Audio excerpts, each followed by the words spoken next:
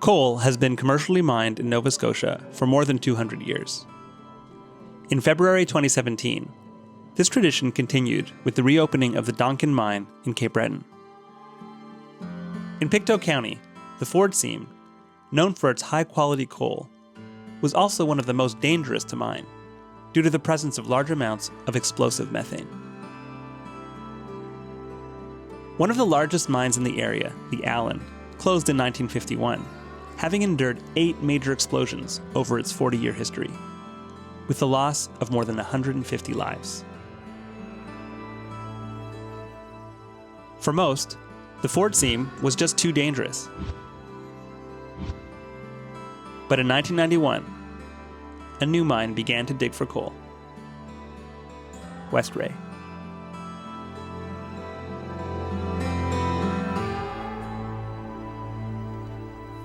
For many in this economically depressed area, the mine was a blessing, including Alan Martin's brother, Glenn.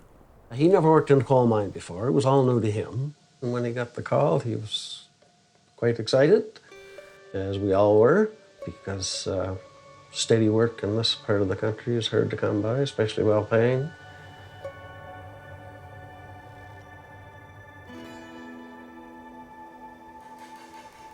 The coal dust started to build up because they never removed it.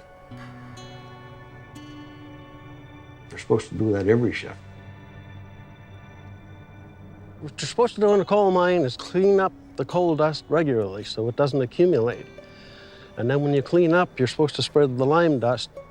It helps keep the dust down. If there is a spark or if there is an explosion, it'll be much, much less severe. It's like cement now. Lime dust is supposed to be on hand at all times. If they had used this lime the way they were supposed to, the way the regulations say, it would have been a methane explosion and not a methane coal dust explosion.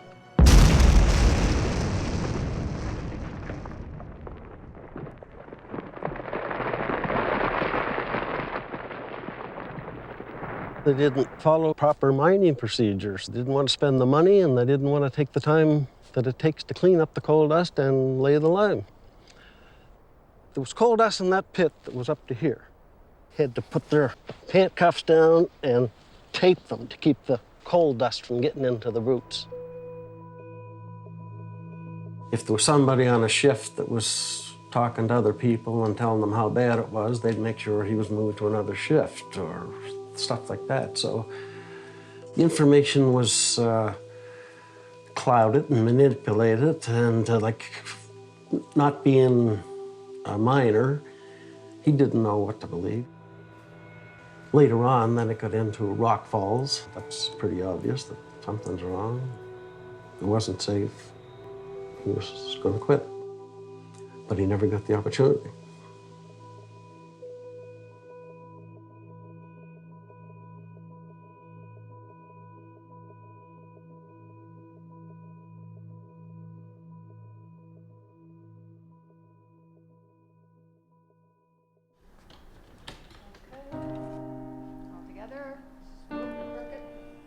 Just today, after 25 years, I discovered that that's where Glenn was working. You never knew where he was? No, I never did. And you can see how far down he was. Yes, yeah, furthest point.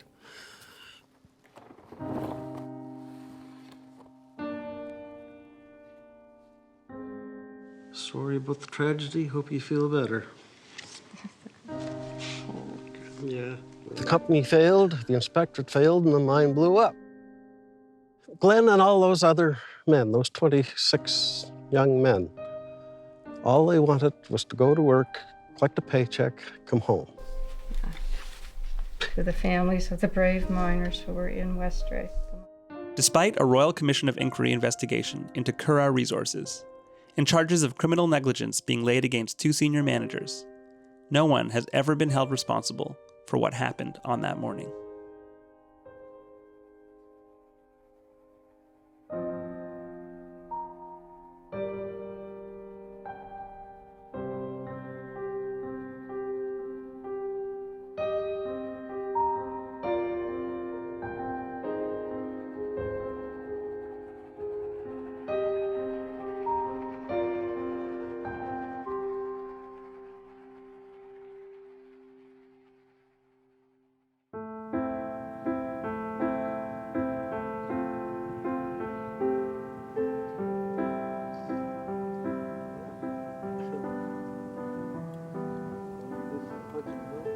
Gwen's body was never recovered. This is our spot, as far as I'm concerned. This is all we have.